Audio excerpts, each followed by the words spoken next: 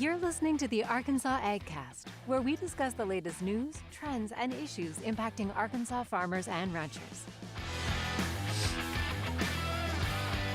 Our show is brought to you by the Arkansas Farm Bureau Federation and hosted by Rob Anderson and Jason Brown.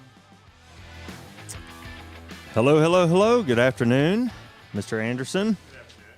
It's already Thursday again. I can't. There you are. Yeah. It's another Jenny classic. Let's welcome back Jenny. I will tell you, I was in White County for their annual meeting this week, and someone said to me, I really enjoyed Jenny being on the podcast the past couple of weeks. Are you serious? Yeah. Okay, Serious. wow. I appreciate you appreciating low quality production value. Look, it makes it a whole thing an adventure for the listeners and viewers as well as us. Yeah. I mean, come on. Mrs. Martin, I'm representing your feedback. Oh, there, thank so. you, Mrs. Martin. Yeah, well, this episode, it barely happened. Yeah. Because we probably would all rather be taking naps in our offices right now. Yeah, we are just back from the little State Fair teaser event for the media and partners. And, The show is brought to you by Antacid. yeah. We sampled a lot of things. Yeah, Fried there's things. Interesting things. pickle pizza. Don't bring that up. Yeah. You Fried guys, stuff. I didn't taste it. No, I didn't. What was You know- on it? I what's crazy? I can't comment. I didn't taste it. You know what's either. crazy? That if that thing was just like a cheese pizza with pickles on it, I'd be like, that's probably all right. It wasn't, though? No, that thing was like they made their own pickle sauce, a lot Yes. of dill, Super deal. a lot of pickle on there. It's all right. It was creative Yeah. for sure. Yeah, okay. Well, I, there were a lot of creative things, and we tried quite a few. Yeah. Well, yeah. Are we recording? Yeah. We're Okay, officially okay. recording now. Trying to Just figure that out. Yeah, there. We did a bracket. Jenny, do you want to share about that a little bit? Yeah, so we did like kind of a March Madness style bracket, but way less teams, about 8 pieces of food. We went like head to head, single elimination, picked the winner. I interviewed everyone to do it. I held about 4 corn dogs because everyone after they ate food, kept passing it off to me to hold. So that makes you feel good. I won't give away the winner, but it really came down to a classic, Mm-hmm. a State Fair classic versus a young up-and-comer. Yeah, Up-and-comer. yeah, Okay. Up-and-comer. Wow. sure, All for right. sure. All right. Well, Crazies. that's if you've missed a good Jenny video, then you should Then you've check it out. missed all my videos. Because we're gonna do a video. Yeah, we got to put that one on together. this. We just shot it right before we came in here. Yeah, so. probably tomorrow if I had to guess. Maybe today, but a good Yeah. State Fair bracket madness Yeah. video. That's not the only thing we've been doing, and that's not the only video we have out Very true. this week. Yes. Our new Filthy Farm Jobs episode. And it is an adventurous one. Yeah. And Y'all. it's taken off. We were there. I was behind the camera filming it. Yeah. I've never laughed and cried so many times. Oh, you must tell us what Yeah. this is then. Well, we took our corporate secretary, Karen Wood, fabulous subject for this. We took her to Yeah. go and do AI, and I'm not talking about What do you mean artificial by- intelligence. Yes. Alan Iverson? Yep, that's what we did. We were like, let's do this 76er style. Artificial insemination, I assume. Oh, yeah. You're talking about. Oh, yeah. A little messy, maybe a little smelly. Oh, of the definite 1,000% smelly. Think about what they're doing. If that's not smelly, something's wrong with the cow. All right, we did not put a content warning on the beginning of this episode. but so you need we'll to leave it watch the there. episode. But watch it. It is live on our Facebook channel, YouTube channel, right? It is everywhere. It's on the website as well. And Matthew put a little teaser at the start of this one with one of the funnier pieces at the very beginning. But it Okay. also serves as a way you know exactly what you're getting into Yeah. right away when you watch I this. got a great phone call about this series earlier this week. I don't know if I've shared this with y'all, but somebody said, "Hey, I got a compliment about Filthy Farm Jobs," and from somebody, and I said, "Okay, well, what was it?" And they said they really, laughed out loud, but they also learned something. Yeah. And I'm like, that well, is the whole point. that's the point, isn't it? Of So, the whole entire thing is to laugh and learn. teach you a little bit through through the magic of entertainment. So go check out Karen Wood's episode of Filthy Farm Jobs, where she AIs a cow. If I have Facebook, YouTube. Yep. Thank you. And then Arkansas Ag Hall of Fame nominations are open. Just a reminder there. Until November 1st. This is a really important program in the state to recognize our leaders and legends of the ag industry. If you know someone you'd like to nominate, or maybe you'd like to be nominated yourself, you can visit ArkansasAgHallOfFame.org to find all the information there. And that ceremony for induction will be in the spring. But right now, the deadline for nominations is November 1st. Again, ArkansasAgHallOfFame.org. And that's a lot of big names in there. It's always a big event when we have that induction. It's very special to a lot of people. Sure. So, get the names in if you've got someone in mind. We are still making the rounds and having conversations about the ballot issues. We are right around the corner from early voting. It's coming up fast. Yeah, October 24th, I believe. And then Election Day is November 8th. Farm Bureau does have a position on 3 of the ballot issues. And these positions are part of our policy, comes from our grassroots, county level all the way up to us. It is no on issue 1, yes on issue 2, no on issue 4. Yes. You can get all the details on that. What are the issues? Why do we have those positions? All of that at arfb.com. There's a little pop out right now saying check out our policy positions. Awesome. Go find out what it's all about. Yeah, that's great. And then, we skipped right past the state fair. I'm going to jump back in just for a second to let everybody know. I think the ribbon cutting is tomorrow. And it'll go through all next week, next weekend too, I believe. Oh, Don't quote me on it. Yeah, the livestock showing is going Next on. weekend. It's what keeps it on. I think the longest. So And then you have the livestock show and sale on Thursday next week. okay, yeah. Yep. We will be. I was gonna say, somebody wanna talk a little bit about what we're doing Monday and Thursday. Okay. Anybody? So on anybody, as you look over, We're pitching to Jenny anyone in the room. Yeah. So on Monday we're gonna be at the THV 11 studio, and we're gonna give a little sneak peek, a little intro to what's going on that week. That being said, we'll be previewing for that Thursday on THV 11 The Vine, with Ashley King and Adam Bledsoe. Yeah. We're going to go live at the fair with them for the whole entire Vine episode on that Thursday. Yeah. So preview on Monday. We'll be there live on Thursday, and we have a couple little things up our sleeves. But, preface of it is we're really trying to just promote our involvement with the fair and all of our FFA and 4-H kids who are involved with the livestock show, how much we contribute to that. It's a big time of the year for those kids getting scholarships, working on their animals they've had all year long. So we really want to highlight them. Yeah. Well, cool. Well, thanks for sharing that. So Monday and Thursday next week, 9 a.m., Channel 11, if you're in Little Rock, KTHV. So we had fun with the food today, but next week it gets, there's the fun, obviously, but this is serious for these kids out there, showing those animals, caring for those animals. Yeah. It's a busy week. Serious for those kids, but I'm going to have fun. Oh, yeah. Jenny's going to have fun. Well, we don't doubt listen, that. if anybody knows you. I'm just laughing about the things I'm thinking I'm going to do. Well, I guess speaking of fun, we've had quite a bit. Let's dig into the news and not a fun topic to start. actually give folks some information here. Some unfortunate news to kick off the show today. We have now a confirmed case of the highly pathogenic avian influenza in the state.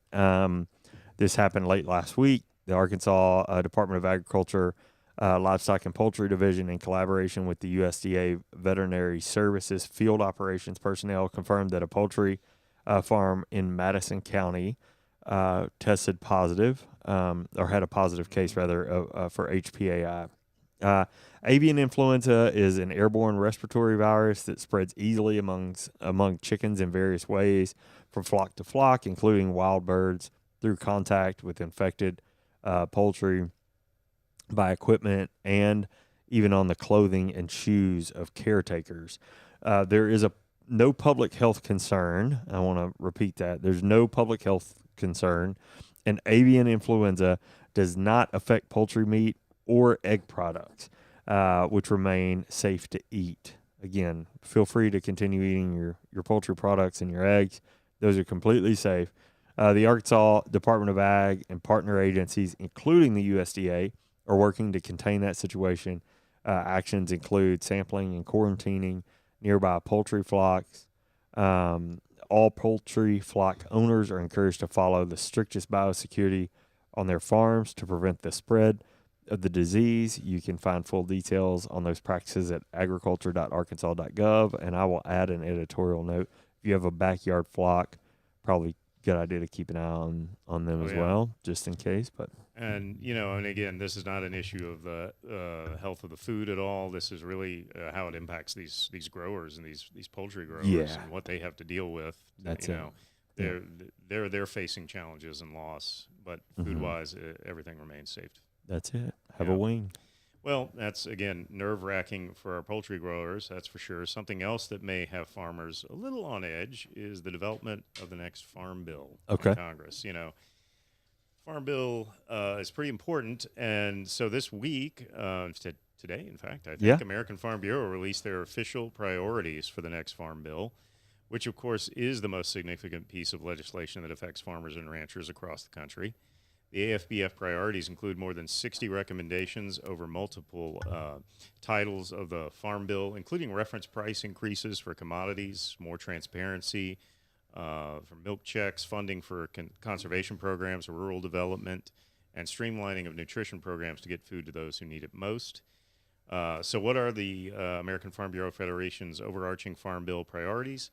Continuing current Farm Bill program funding, maintaining a unified farm bill that includes nutrition programs and farm programs together, prioritizing risk management tools, which include federal crop insurance and commodity programs, and ensuring adequate USDA staffing and resources to provide technical assistance. AFBF Board of Directors voted unanimously to approve the recommendations. Final approval of policy priorities will be accomplished by a vote of delegates at the AFBF convention, which is this year in Puerto Rico in January. There's more to come on this and more info to dive into.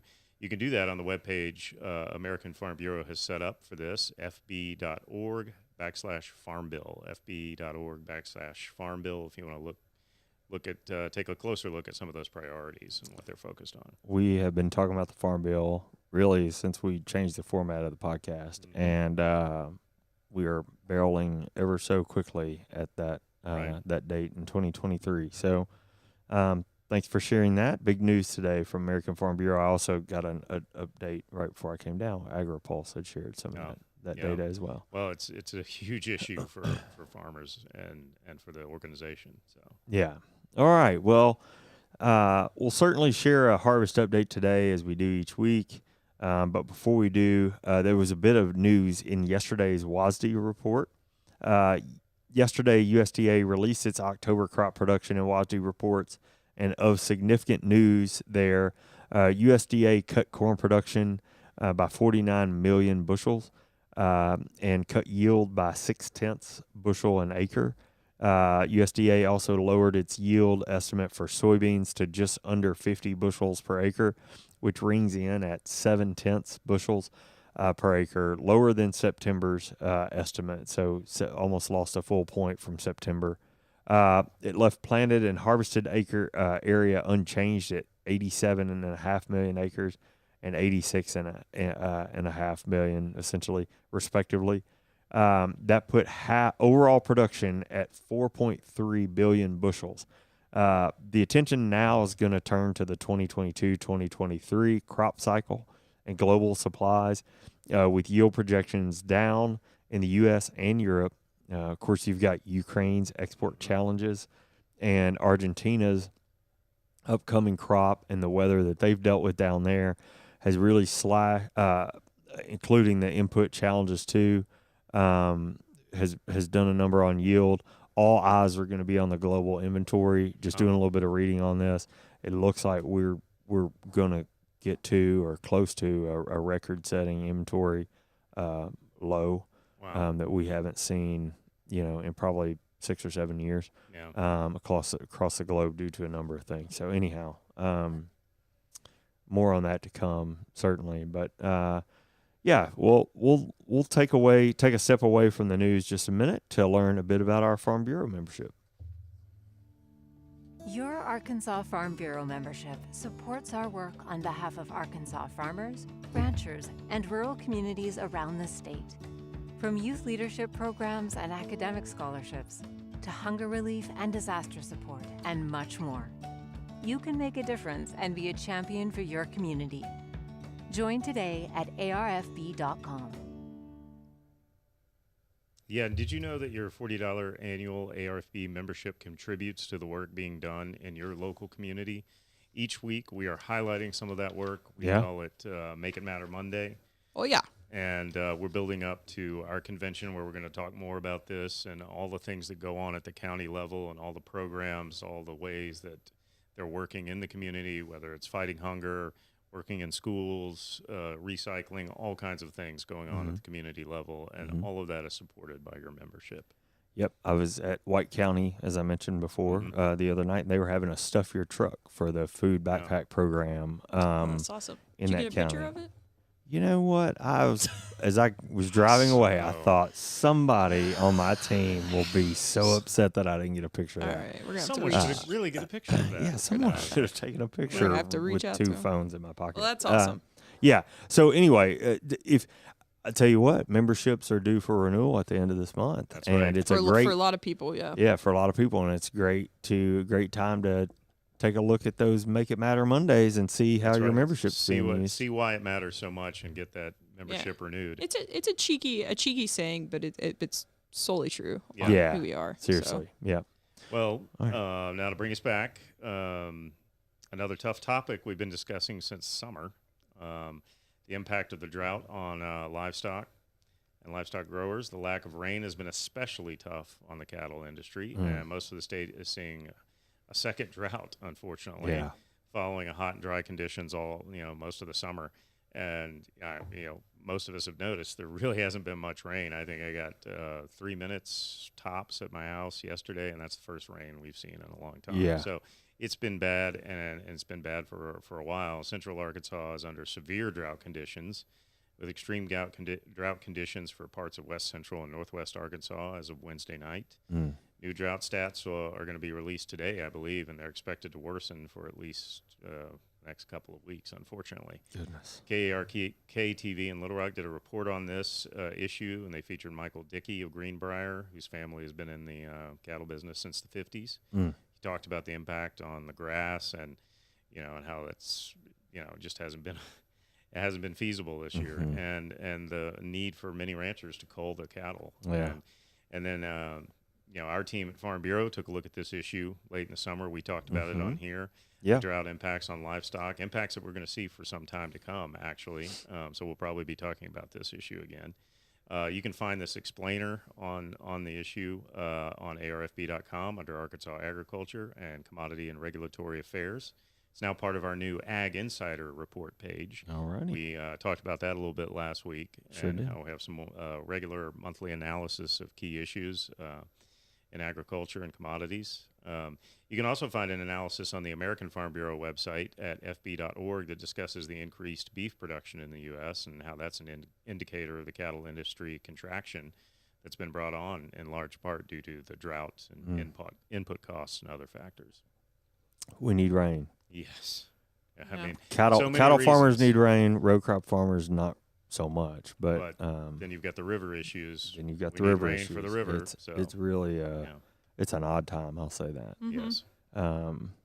Yeah, this is our second D3 drought in 3-4 Yeah. months. So anyhow, This one I would say almost snuck up on everyone because it's not summer. you're summer, not. you're kind of used to that heat, long heat, extended yeah. periods, but then all of a sudden you look up and it's fall and there hasn't been rain.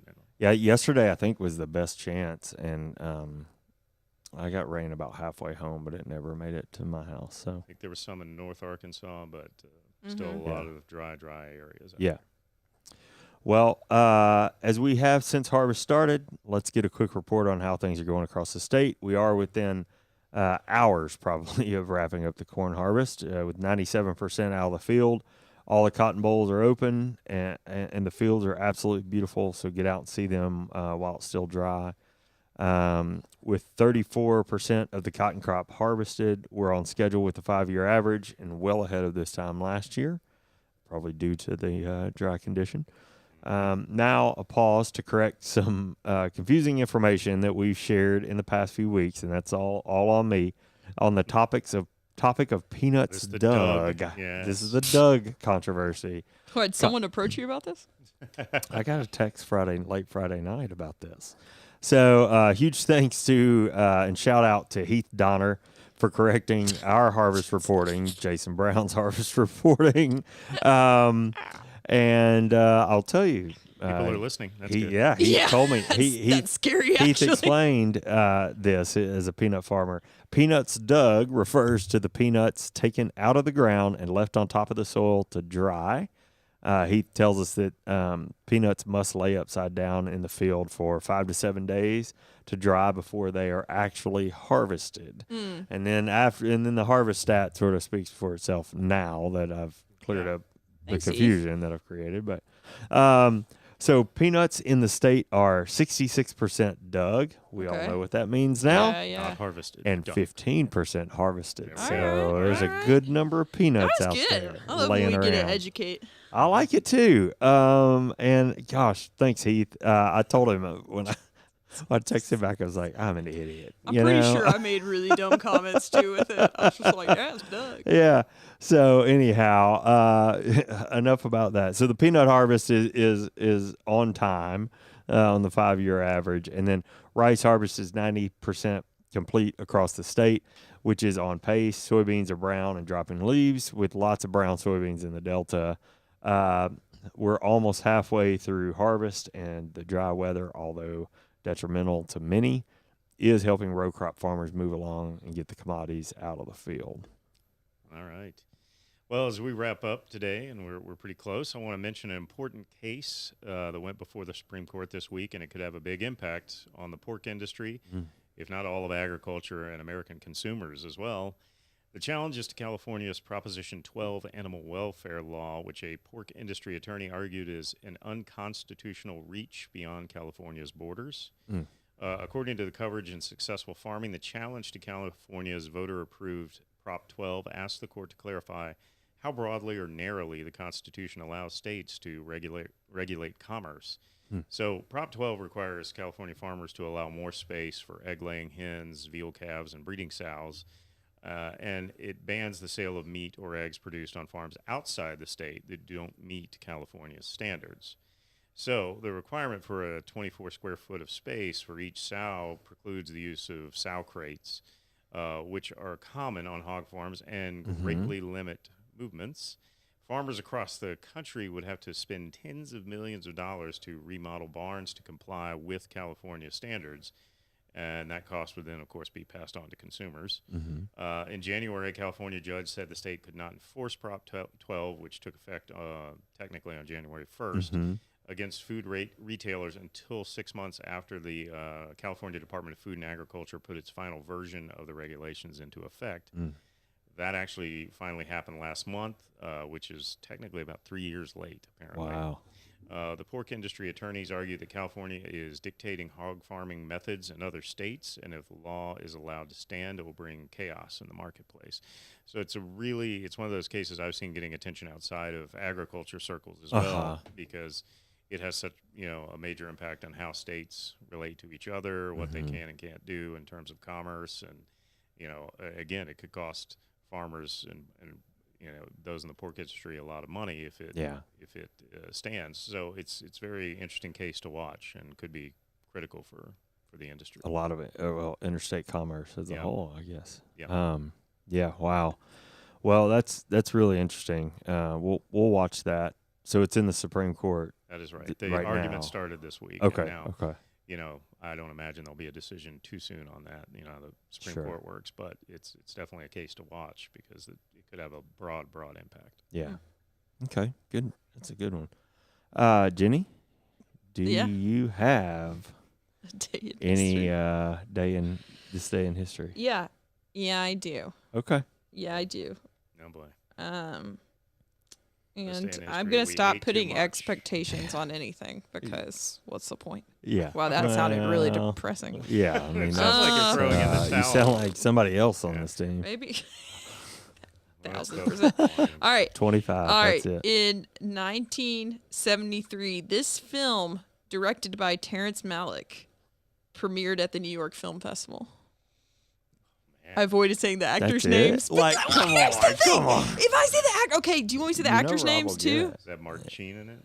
Yes. What's it called? Wastelands or You're around.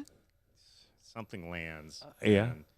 And I can't honestly. That was pretty at Badlands. See, Badlands. that's why I didn't say an actor Yeah. name, He Jason. knew the actor. Yeah. Exactly. Because if I say the actor name, he's automatically going to go there. So I have to make the most vague statement ever and let him try to figure it out. I'm sorry. Like this is, you know why I love this? Because it's gone from this day in history, which Brian did so innocently Yeah. and just for like fun, to Stump Rob. Yeah. Like, and now it's just become like there was a film in I 1970. don't know. Yeah, It's like, yeah. and, Was it? and it premiered.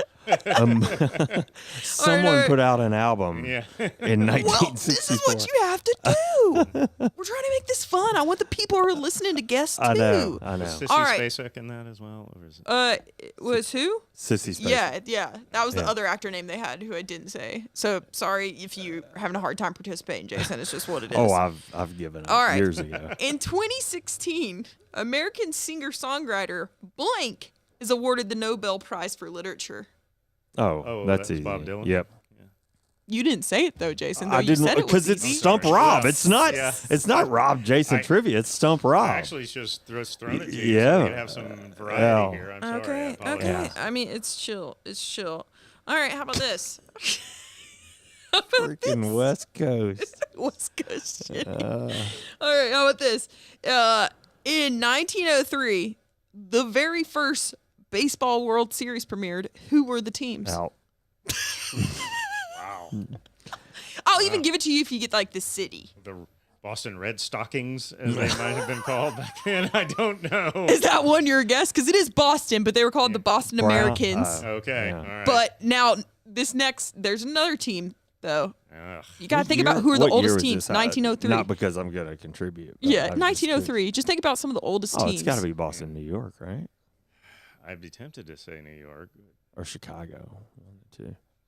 New York Yankee Doodle Dandies or whatever they might have been called back then. No, I don't- actually, it's the Pittsburgh Pirates. Oh, okay. Interesting. So Yeah. Boston Americans beat the Pittsburgh Pirates 3-0 in Game 8 at Huntington Avenue for a 5-3 series victory. Wow. Interesting. Yeah. Look at that. You got a good one in there. Yeah. That was Thank a you. tough one. It's a Thank good you. one. Thank you. The Thank you. first one that Rob has missed since you've been engineering and producing. He did get half of it. He said Boston. Yeah. Listen, I'm just here to stump. I'm just going to say random years. Yeah. I'm going to be like tennis, 1928. Oh, he'll get He'll it. know the He'll whole know answer. exactly what you. Yeah. Well, It's also, apologies for everyone for not recording this podcast at the beginning for the first 2 minutes for Oh, they're- for our online listeners, they're- not our they're getting Facebook used to it by streamers. now. Yeah. Yeah.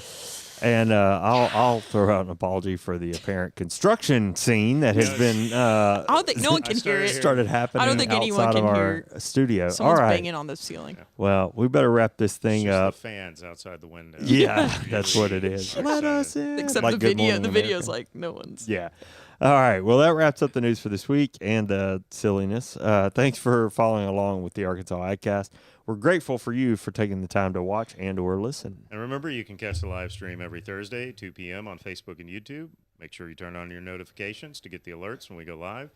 Listen to the audio version later on iTunes, Spotify, or wherever you get your podcasts. Yep. And the Arkansas AgCast is brought to you by the Arkansas Farm Bureau and hosted by me, Jason Brown. And me, Rob Anderson. And our show is produced and engineered by our own Jenny Higgs. Sorry for it. That's All right. fantastic. We'll see you next week at the fair. Yeah.